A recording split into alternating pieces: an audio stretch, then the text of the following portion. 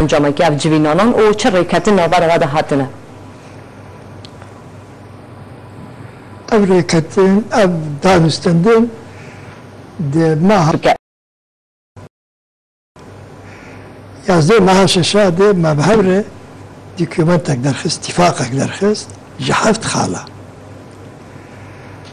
ما خابن او بيان او ديكومنت او اتفاق نشو سري باش انك استق هات بيشاوي دي سايرو چارو پنجرو دناو الهولير پایتخت کردستان دانستند دناو هناك هزي كرد اي سوريا دي و دناو حوالي پیاده دي دانستند دناك دركت بسنكتي اكاك مسعود برزاني جبينك شي بروجا هفته مانگ هفته تموزي باشي ايجي جبينا ديابو جبينا ديابو ام قهاشت اتفاقك باش سكارم ببيجم قهاشتن اتفاقك باش وهذا عالي چه هزين كرد لسوريا چه يعني تاب اقدنا انجمنا كردي دي چه پیاده وبهور كاربن كاركي باش بكن لسوريا او مترسينا شركي براكوجي دركبدنا وارده بتخمينامه او مترسي بدوركت ان شاء الله وباش ودانستندنه باش دناو هر الطرفات شي ببن ام دهاشتن خالي اساسي يكجي سركتي سياسي شي ببن هر الطرفات وآد دوا وكوميتا دانستندنه بيوانديه بخلق اجدل بنه او يرى مشترك بدنا هر الطرفات يدي ام هر جبنا هر كوميتا وهر اطراف تدت مشترك بالخلق سوريا يعني بارتي سوريا چه اجدنا انجمنا كردي دني چي اجه چه همانه پیاده ام بهوینه وجاري بچي سري و ام بهبر كاربن جوه ترسي خلاص من ترساقه شر براكوجي بسوريا دركبه دوان روزه تنگ دیدوان و استگ خراب دیگه در باستگی اموان دبی. ما بس وقتی پروتکل بره یا شش ماه برای اینها کو هاتو او کردن آماده کردن لحوله هفت خالی ل او هفت خالانه لنا بره کتنا تازه نو ارتباط هیا یا نه. او بری محکمو نه بری شش ماه بری محکمو مجوه ما اوکر اساس دیسا اوکر بنگه او اتفاق بونگه لسوي ما آواكر جمه دبت الشكيمة در نخسي ملسوي آواكر او خالي و اتفاق ما كرم بنگهش خاله و ملسوي آوایی كر ما مستا یاکو نهال میدان ده روجابه کردستان ده پرانی یاکو ویش گوتی ترسابه که هبو کشار براگوشی شده ده اگر یه سرکی هبو نیت لی او هبو سیطرین پیاده هبو هرسا هزینه بنام هزی پرستان گل هبو ایرو پیدا اف سیطرین هفش دیوان پیکانین یعنی دوار میدانی ده هونه خبرات به حب را بکن یا نه مثلا اتفاق کنی دیسا او بلجي هبو ما قلتوا او بدي بكردي تشبلي مظاهر مسلح ما غير كردي لباجارة قالك نمين انا هاجي ما اتفاق كري او نمين دمين او كوميتا او تشيكي مسلح يعني بالاستنا خلقي او دبيجي حماية خلقي او انا امي مشترك تشيكن ايدي بهبر هبشي امي تشيكن جمال جوان بن لهر منطقة كي تشيبن وجمال فايدة بن يعني انجمنا سياسي كردي بن ولوج فايدة بن بجرى ما سيطرين هلبش سيطرين نامينن مانا؟ سيطرين نامينن سيطرين ما قلتي قرك نامينن دواد سيطرين مينن اگر چیزی ببینی تمام پارتیان کرد نش عالی کی تنی نش به ادب تنی بن بله تشکی دنیج هیا نها حتی نها ذاتا انجمن نشمانیا کردی جی بسری خود سازی موازی خود چکرن او پیاده و جوات گل جی بسری خود سازی چکرن جوات رای خستن اف سازیان که آنها هنه ای هر دو آلیان اوانا ای وسا سر بخود ببینن هنه تشی سازیان تازه هفدش هفره رخینن یعنی او سازی که هنه جی حمودی سه هنه تبهل بکنو بکن مشترک بو هر دو آلیاجی ولا او سازی نامینن و یکیش بهور بکن يجيش مشترك بحوره بكن تمام احوال اوقات كده في كل الاحوال وإنها تشكداري بي وبشكل كي اشتي بي بشكل كي دانو ستندمن او كوميتي جهنج عالي مدج عالي بلده ويشغل بشغله هر حزب يشغل بشغله بلام قد ونزل قيادة مشترك هي ويجب تعليماتي ويقدر نكفل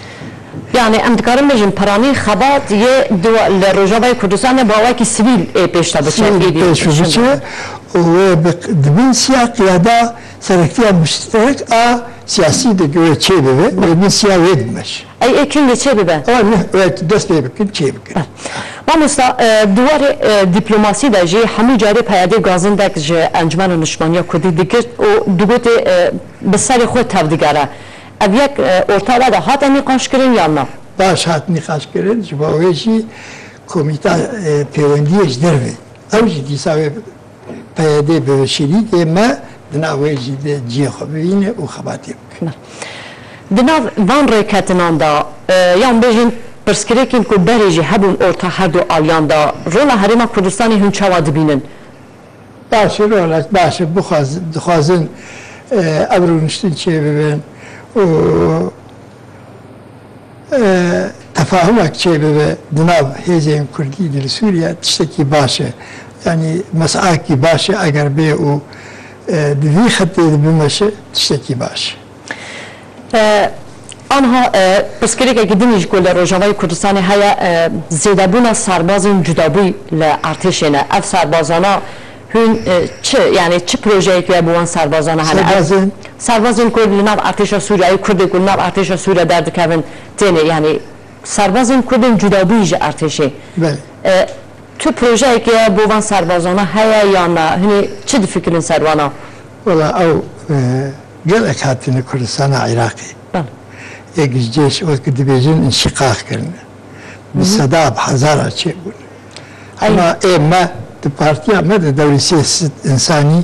أنها اللايمة أو مشكلة واني أساسي يعني ما هي ذكر هبالي كردستان عراقي هناك خدير وان دركبن يالمتي أوان بكن لما خابن حياة أنها برا أزبيجم ودقلي كردستان دي أو يالمتي حياة أنها لب باشه ما هن هدو مجلس حتی انها سروانا یعنی تو پروژه که وقتنا هن چی فکرین سروانا وکو هدو مجلس سروانا یعنی ویتش نکن که راسته هن خبات ما حتی انها سویر بویا باوی که آشتیانه پیشتر چوه لی همو گلک جی مافیه که هیا که بو پاراسلا مشروع دفاع مشروع آخوه هیزه که هبه آیا هن نافکن که پرو پیش روژه وانا ریک بخینن ریخستینی بکن اوه که پشتی قيادة مشترك شيء سياسي أو قرار بدن سروان هذا انشقاق كرني تبكن بما وقت خشتر به يعني هذا بخوا أنا تبا أم بعدي رخندك بعدي رخندك يقول بسري خراشتي سلاح أجيب سري خرا سلاح جهتك يجيب سري خرا سلاح ويداك الشرع براكوجية نما دميني بارسنا قال إيدي يجبو هيك أم دبيجن أنا أو سركتيا سياسي كتشي ببي أو سركتيا كار بيجا قرار ببي لشكري ربيعي تشمكن إيش عسكرية ربيعي إيهاتي خصوصا ولا شوية وتشمكن وقت كاركي باش ببي وكاركي تبعي ببي هبشي ببي خدمتها كل بك ما خدمتها حزبك بك ومترسينا شركي براكو جي تشي ببي أم جيت شيء أم دلك جيت ترسن وأم دلك حسابها جيدكن شركي براكو جيدر كميداني تجميل إيج دحت دم بربويد نامد قلك تجميل كل قلك كل مشغول بكم بشركي براكو جي أم بيبيش أم هبيدكن أم ويب دوري خوخن دنياش راحت تشتي امارن هناك بحث كونغرا قهري بكن شو هرشكو كونغرا قهري ده تشتك يعني تشتكي وسا بو كرد نهات ديار كن اللي فكر دكن يك تشتكي باش بكو يتر كردا افديتنكو دبي براسي دي ببنايك جبوكو بكاتن ببن هزكي سركي برابر باليون بوزيشني ما موسى سر كونغرا قهري جالك تشيرو كان هر كسك با اواي كي دبي ام تخازن جناب تا ببيزن از الكونغرا اسطنبول يجي سروك جيفيني بو القاهرة يجي سروك جيفينا اول بوم ديسا براسي تشيك تشيبون قرارا ما بريارا ما افو بكونغري قاهرة دي افو ام خبا ناكشين مقاطعة ناكن الا بشتي اگر تشتك نبكي فامهات اميروني وأنا دور قرار خبدين كأم تمكن ما خابن هنا كبالي ما لازكرن ورئيس الميكروفون ومقاطعة كرن أو بما هناكي سلبي المذاكر يعني نخش المذاكر يعني كارك ما يقولوا نكربان رو نشتبانا بهمري بريال أخوة بريال أخوة بربا سري أمرو نشتبانا أمي تمكن تمام أحوالات دي إما بريارا ما نبو مقاطعة بكن ما قلت أنا الشكل كي بيجي إيه باشتر رسمت أمامك راسته والله هيد تجنا تحديد أجمل الإسطنبولي تشكر هات القاهرة تشتي باش كرن تشتي باش نبيسي لشوفيني عرب خاصة خلق عشائر خاصة وانت تشتغل راكن وبراسي راكرن شيء اساسي بنجهي راكرن ماشي ما شيء بيستيت ابعد شيء خراب دي المشكله ما نأب خراب شو خراب بو ما بريالا ما نأب ام خفكشين ما قو اميروني ودول اجا كام تشد بينن ما خابن لزهات كرن دي مسألة دي هناك برادر لز كرن وخدان عليكي ام هناك دويدب وقت بعربي بيجن سلبي المبادئ يا براسي يعني ما مسهيلي هبو ك اگر كنت باشتنك شهيدي هبو كنت تشتكي كونغرس هبو هبو تنبه جوي بيبل بالجامعتنا انا الى موانع بدن بالسينه في اوبوزيسيون في معارضه بدن بالسينه يعني دانستندني بيبل بالجامعتنا وبتخمين امكان هبو ام تشنجي تعديل بكن بربه باشيه بدن دهب ديتن الوين بريدة وبحثا هلبسة جل كساتيان ذكركو بشكريا كردان دكن انها هلبسة وان كسانا هاتيا جهرتن يا نا بريوان هنا وخونه ليه تبي ام ناس بكن هناك تشتي دجي دبن ام نبتنا خد دي ميداني هناك دستيش دربت كبن ناب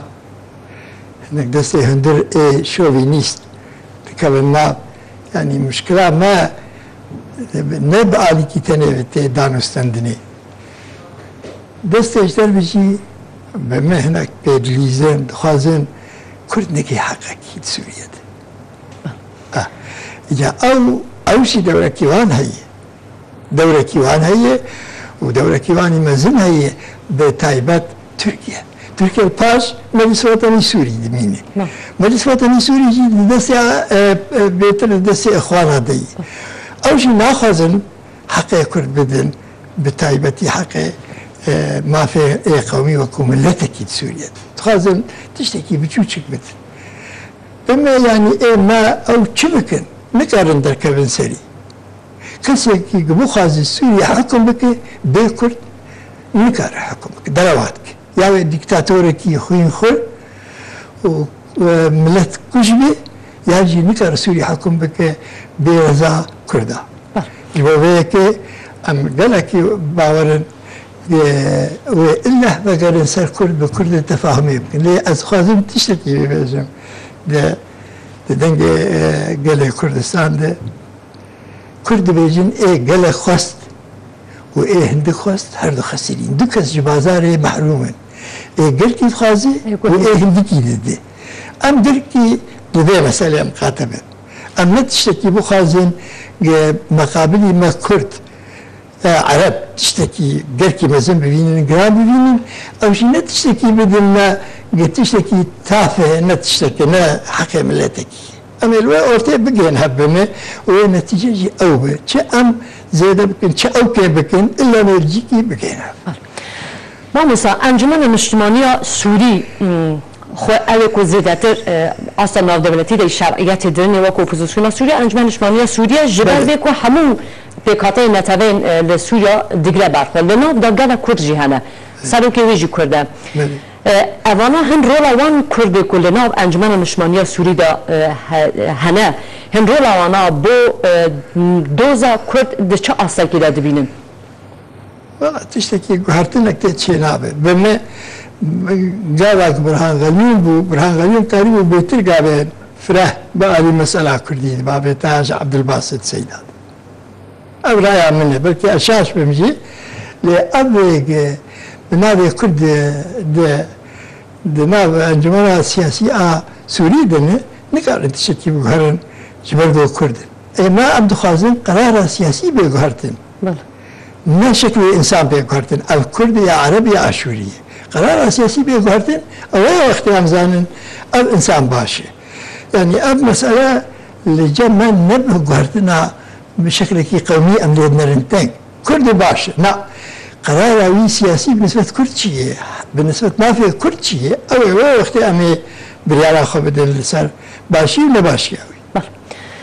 نتویا کرد یا گلی کرد لجام کردان چه تیگوهرتیم گاو کو اب آخافتنا تیکرن یعنی تدی اپوزیسیون یک گلی هیا یعنی گلی سوریا یک گله کل نتویا نیسی بون دو گل پیشتی ام درکتن دی گیش گوهری نتنه گوهرتنا گوهرین گیش کلن قومیه کردیه نه ماهشتن شعب کردی پیشتی ام درکتن أو شيء هم مش كهرين نابي الشعب جرا كرن خصن قومية الكردية أو بما يعني أو بلاد عربي هو كرن شاشيك مزن كرن أما شاشيك بو بتشوك بو آوان شاشيك مستر كرن أفغابين رتفع بيس آبيتن ونباش كرن وروجك بي وأوجي وك أنا أدبيجم إما ما لسكر ما غلط كر أو بيتن ما نباش كر ما تشتكي ولاد حقيقة كردك كي جان آلي اپوزيسيون زيادتر يعني دجات يا مافين داخازين ودكر والله أزبيجم يعني يتارك بالتوائي نكارب بيجم دناب مجلس وطني سوري دي قلق ثانية باشهنه دناب منبر الديمقراطي دي قلق ثانية باشهنه دناب هيئة التنسيق جيبه قالك إنساني باشهنه لدناب قشاده قالك إنساني شوفينيست قومي برست أو جهان إمام موسى مثلا نها راستيك هي دركتي أورتي حتى نها يعني أوبوزيسيون سوريا براسي يعني تشت معناه يخوني أوبوزيسيون تيمية چونك همو برياره أو خون نادا تشتي كده سر جراد بيجن چونك أوبوزيسيون سوريا براسي سر بخونينه هر كسي بيزانه لاوازه أو أصلا بريادين اجتنينه قالوا أم نكرن وصاجي بفكر كل أصلا ناف دولتي ده دجاتي لما في كرتي كرن يانا والله ناف دولتي ده بلكي دولتي منطقيتي كرن نج ناف دولتي ده يعني إحساس بكن أم بيج ناف دولتي ده بلكي أمريكان دولتي غربي موقف وانز مسألة ما قالكي باشي فرنسا إنجليز ألمان هولندا بلجيكا قالكي باشي السويد ما جديد موقف وان باشن قد يا كردي بس أجر هبد منطقة مدي أب نرينا كن ونرينا دجاتي آلي كردي دي منطقة مدي تندري شرق الأوسط الرجلات أنا فيندي ماموسا انجمن المجتمعية السوري وكو مربوط اوبوزيسيون اوي ياكو شرعيات زيادة هيا لتركيا دمينه وهر کس به تایباتی کردی حساس برابر به ترکیه سیاست ترکیه برابر به کردان لشر لیبیا دا شورش لیبیا دا درکت که ترکیه جیل اصلا دیپلماسی خونه در و در سر بخونینه جبر که جاره که گوه سبلی ناتو نابود بشی دو روز درواز نبو گمیه خیلی شهری شاند وکو هیزا پشتیوان بو لیبیا اگر می‌بینی مثلا امروز سر بگن ترکیه جیل آسان در دیپلماسی خودر و سر بخونینه دیساج دکه یعنی مافی کردان مورد که تابلوی کوسه در نکه که مافی کردان به نسبت کرد از بینی سر بخوایی بلکه به نسبت لیبیا نه سر بخواه به نسبت کرد سر بخوایی یعنی قرار آوه تموی اب قرار آوه سوریا ایران تموی اب یعنی به هور سر ما متفقين بلکه اما ترکیه به ایران مختلف به سوریا مختلف لیسر کرد نه مختلف باشه جنها بده خباتا و لحنبر اپوزیسیون سوریا دیچا و بطایبتی هنجی زان یعنی نها هون دروازی قناخه که نیبون پشتیمان ریکتنین کل هولی چی بون هم بونه همو تشتیه باوه که هفشتی پیشتا بکبه کرد بقواتر دبه بهیستر دبه چه تشتی یعنی حولدانین و لحنبر اپوزیسیون سوریا ذهنیت اپوزیسیون سوریا دیچا و به ایرو بده ام هدی دیگن ام بگین تفاهمه که تفکریه که به اپوزیسیون سوریه را او تشتی که دا مواد چه بود وقتی به روزانه بن ندریج نکن و ام بگین ایو ام به حواله پیاده جیره ام بونیه به تخمین امی گله که بهستر دانستندنه خود وار ایجا بدن بستینن و امی کاره به جوار بدن فهم کرن مسئله کرد سوریه نابه به احمار کرن و به جاوه خوشی بگرن دوی مسئله کرد سوریه چاره سری که ببینه به مسئله کرد و به چاره سری اکل سوریه پروبلم سوریه ابدا نای حل کرن اگر یکی عرب بخوازه ببیجش خلقی خوره اما کردها بدور خن یعنی معناوه سوریه بین زور دستیه دی ظلم و دیکتاتوریت دی بهیر تشتکی لسوريا نايب غارتن خلق سوريا بتمامي مشاكل سوريا دي كل جد ما بدها حل بها يا ما ابدا مسائل سوريا مشاكل سوريا نايد حل كره باهمال قضيه كلي نايد حل كره لکنگره پاریس یا دوستن گل سوریه دا حبونا کردان چقاسی گرین بو گل کردان کارین گران یا خو تدا دیار بکن یا نه والله ما نکاری بو ام تدا دیار بکن سبب ویجی ابو پشتی دی ام د کنگره قاهره د گهاشتن و نتیجه نباش و عکس خل پاریسی سپاس ما مسجان اولا همو یعنی دوزا نتوه که ملت که بدسانین براسی تشه که حسانین دجمنی ما هر هدن چون که ذهنیت کرنه لی تشه که از باورم آنها گل براسی گله که پیکیف خوشه و گله که جی هیویدار بویا بو پیش روژا خواه یک کرتن آوان هر دو آلین سرکین کرد لروژا و کردستان که براسی ام خوشی یعنی گله پیکیف خوش بود و سپاس بوده جمع مستد زحمت کشان تحاتی به مرابوی و فکر نوینین خود به مرابال بگر تماشاوان نجا سپاس بو برز عبدالحمید درویش سکرتیر پارتی دموکرات پیشوروی کرد سوریا و هر روزا سروک لجنه و پیوندین در و انجمنان اجتماعی کردی کو به مرابون سپاس جواره سپاس گله کردستان را که فرصت دامه امرای خطه ببیجن و سپاس جواره که هون هیدی تشتك كردستان سوريا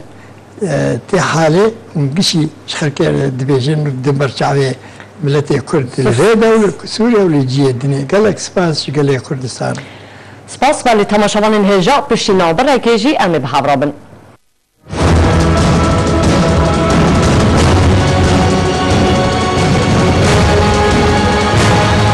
انجام که افجوینانان او چه ریکت نابر